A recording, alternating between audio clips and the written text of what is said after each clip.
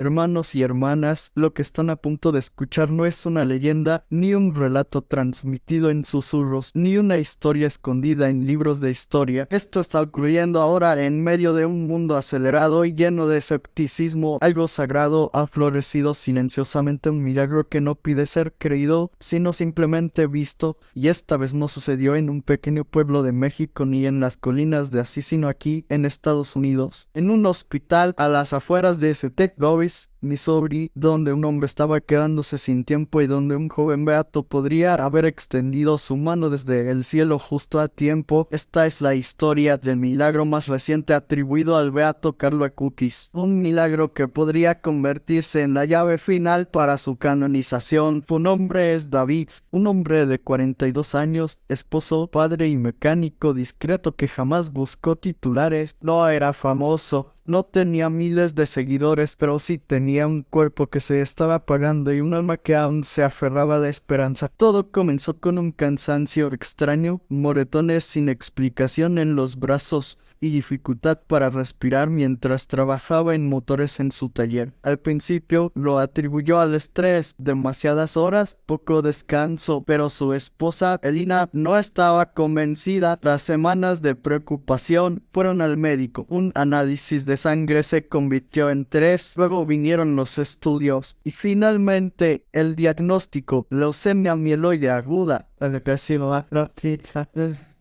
Las palabras cayeron como un golpe en el pecho. Tenían 3 hijos, todos menores de 12 años. Desde la cama del hospital, David los miraba y sabía que aún no estaba listo para dejarles. El tiempo pasaba, pero no como nadie quería. La quimioterapia había comenzado, los tratamientos estaban programados y aún así la salud de David empeoraba. Cada semana su fuerza se desvanecía un poco más, su piel se tornaba pálida, su peso caía y su respiración se volvía más difícil. Su hija menor, Lucy, de apenas 6 años, comenzó a hacer preguntas que ningún niño debería tener que formular. ¿Papá va a dormir para siempre? ¿Dios me escucha si le hablo muy bajito? Elina permanecía a su lado cada noche. Le sostenía la mano mientras las enfermeras ajustaban los sueros. Sonreía cuando él la miraba, pero detrás de esa sonrisa había un corazón roto. Y entonces, una noche, todo cambió, no por un medicamento nuevo, no por una terapia experimental, sino por una visita inesperada. Era el padre Mark, un sacerdote local y amigo de la familia desde hacía años. Había bautizado a Lucy, había bendecido su primer hogar, y esa fría noche de viernes llegó con algo diferente: una pequeña caja plateada. Dentro, un diminuto relicario del beato Carlo Acutis. No era la primera reliquia que el padre Mark sostenía en sus manos, pero algo en esta se sentía especial. La colocó suavemente sobre la mesa de noche y luego los invitó a orar. David nunca había sido extremadamente devoto, creía en Dios, pero le costaba tener esa fe que mueve montañas. Su esposa, en cambio, tenía una devoción más profunda. Meses antes había leído sobre Carlo Acutis, había visto un documental e incluso se lo había mostrado a sus hijos. Carlo parece un superhéroe, había dicho Lucy aquella vez. Esa frase se le quedó grabada porque ahora más que nunca necesitaban un héroe. La habitación del hospital estaba en penumbra. David dormía apenas consciente, respirando con dificultad.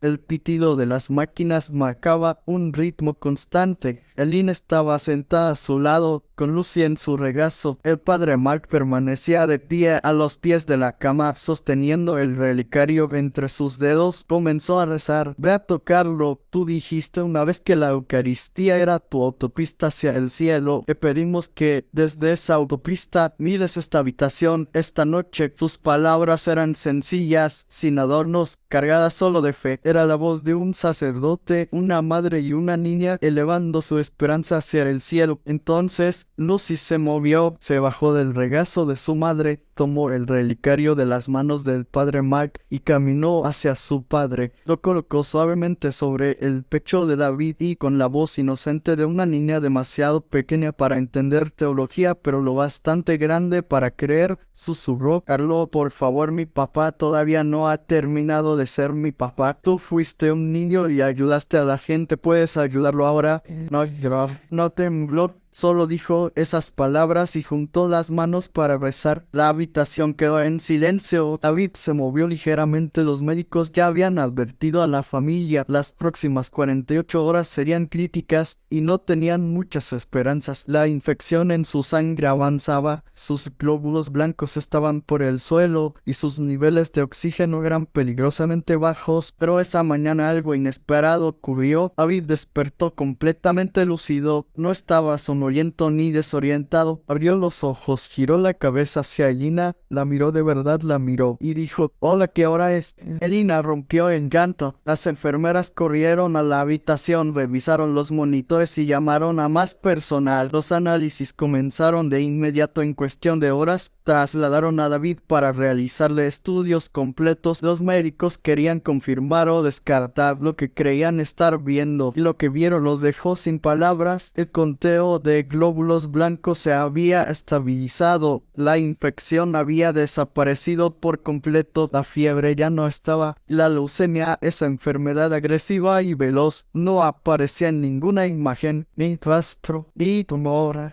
ni células activas. El oncólogo revisó los resultados 2 veces, luego una tercera y finalmente pidió la opinión de un hematólogo senior. Se miraron el uno al otro por encima de la carpeta y dijeron esas palabras que ningún médico pronuncia a la ligera: «Esto es médicamente inexplicable». Un relicario, la oración de una niña, un sacerdote discreto y un hombre que, según todos los pronósticos, no debía haber sobrevivido esa noche, pero lo hizo. La noticia empezó a extenderse, primero en su parroquia, luego entre familias, comunidades y finalmente más allá de las fronteras. Muchos comenzaron a decirlo abiertamente: «El velo entre el cielo y la tierra es más delgado de lo que creemos». No pasó mucho tiempo antes de que llegara una invitación inesperada, un mensaje desde Italia, del mismísimo santuario de la renuncia donde descansa el beato Carlo Acutis. «Hemos oído hablar de la curación. Si les es posible, sería un honor recibirlos aquí donde Carlo es venerado. Ustedes y su familia están en nuestras oraciones».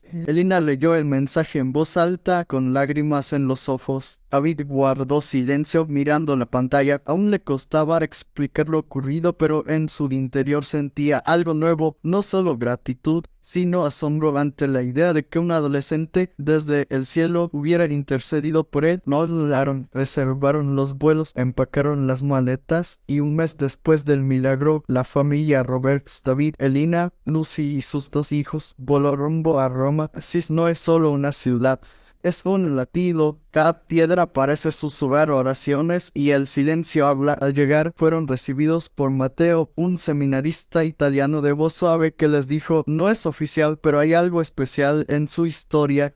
Los condujo por calles estrechas, pasando junto a la Basílica de San Francisco, hasta una iglesia moderna y humilde en el corazón del casco antiguo, el santuario de la renuncia, el lugar donde Carlo descansa en paz, el lugar al que miles acuden buscando esperanza. Entraron despacio. Lucy caminaba unos pasos adelante. Los niños permanecían en silencio. Elina ya lloraba y David contenía el aliento. Allí, tras un cristal impecable, yacía un joven vestido con jeans, sudadera roja y zapatillas blancas. Podría haber sido cualquier chico en una parada de autobús o en un café, pero estaba a punto de convertirse en santo. David fue el primero en acercarse, se arrodilló, no dijo nada. Luego Lucy se unió a él y después toda la familia oraron, cada uno a su manera. Y David susurró: «No sé cómo agradecerte, pero creo que ahora más que nunca». Un sacerdote que estaba cerca se aproximó y puso una mano sobre su hombro. «No eres el primero, pero tu historia es una de las más poderosas».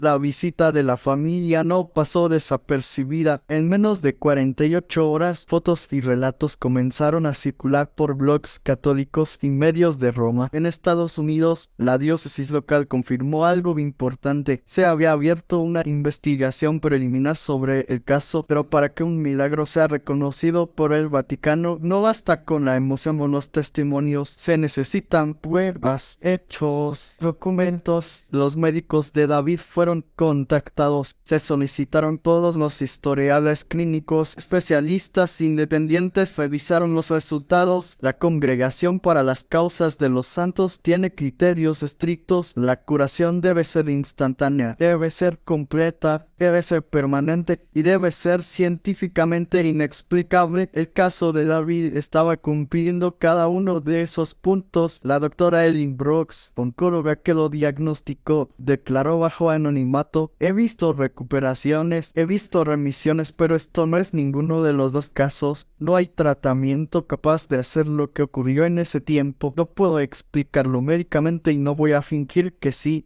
Otro médico, el doctor Farid Malik, fue más allá. Existe un término que usamos, remisión espontánea, pero en realidad es solo una forma de decir no lo sabemos. En este caso no fue solo espontáneo, fue preciso, limpio y ocurrió después de una oración, no de la quimioterapia. Aunque la iglesia avanza con cautela, para quienes estuvieron cerca, las conclusiones ya están claras. Un sacerdote lo resumió así: si esto no es un milagro, entonces no sé qué lo es. Cuando la familia regresó a casa, la recibieron con pancartas, globos y una misa dominical abarrotada. David entró a la iglesia de la mano de Lucy, la misma mano que había sostenido la reliquia en su pecho aquella noche. La parroquia entera se puso de pie, aplaudiendo. Algunos lloraban, otros simplemente observaban en silencio, con reverencia. Después de la misa, el párroco anunció algo especial: a partir de ahora tendremos adoración eucarística semanal en honor al Beato Carlo y por lo que Dios ha hecho a través de su intercesión.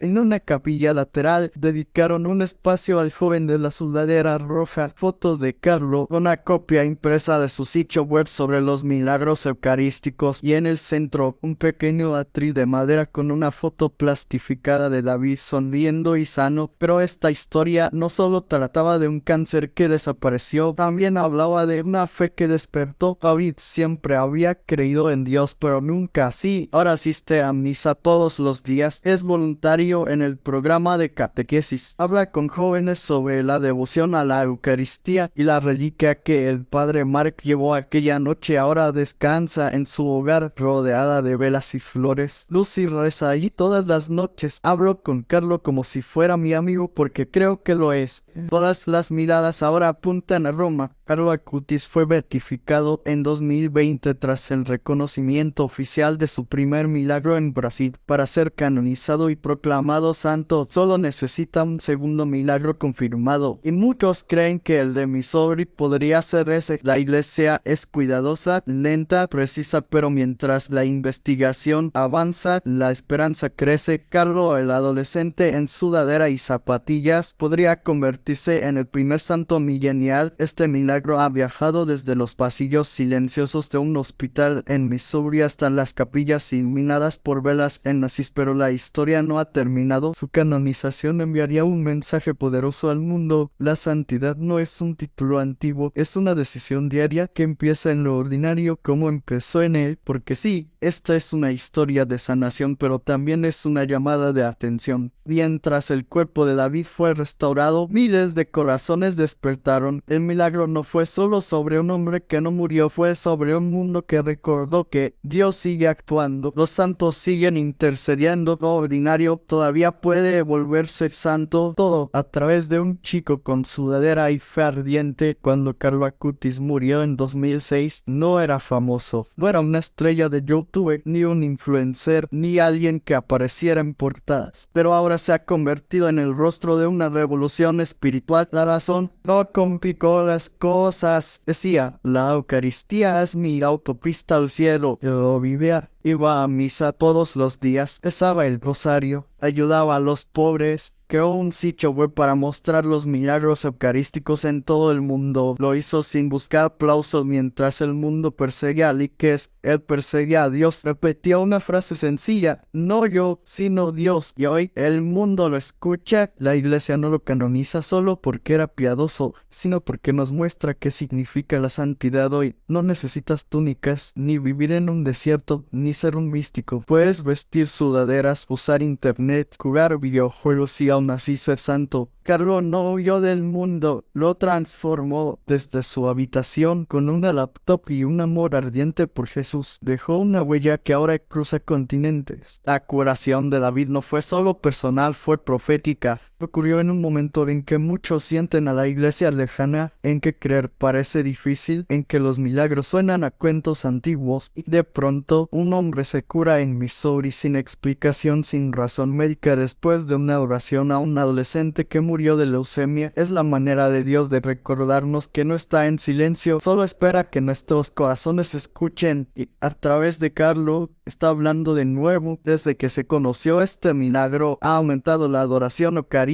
en parroquias. Jóvenes han vuelto a confesarse. Familias se han reencontrado con la misa y la oración. Incluso personas no católicas se han conmovido. Un pastor protestante de Missouri dijo: esto no es sobre doctrina, es sobre Dios haciendo algo que no podemos explicar. Así es, los santos no están lejos, están más vivos que nunca. Carlo ha dejado huellas en Brasil, México, Estados Unidos y en miles de corazones más. Una joven en India volvió a la iglesia tras orar en su tumba. Un adolescente en Canadá sanó de depresión. Una familia en Nigeria se reconcilió tras años de división. No son coincidencias, son olas de gracia que nacen de una sola llama, el amor de Carlo por Cristo. Ahora la última palabra la tendrá el Vaticano. Si este milagro cumple todos los criterios, el Papa Francisco podría proclamarlo santo quizá el próximo año, quizá en la próxima Jornada Mundial de la Juventud. Pero mientras tanto, esta historia es también para ti. No es tarde para volver a Dios, no es tarde para ser santo, no es tarde para pedir un milagro, porque a veces el mayor milagro no es que un cáncer desaparezca, sino que un corazón vuelva a casa.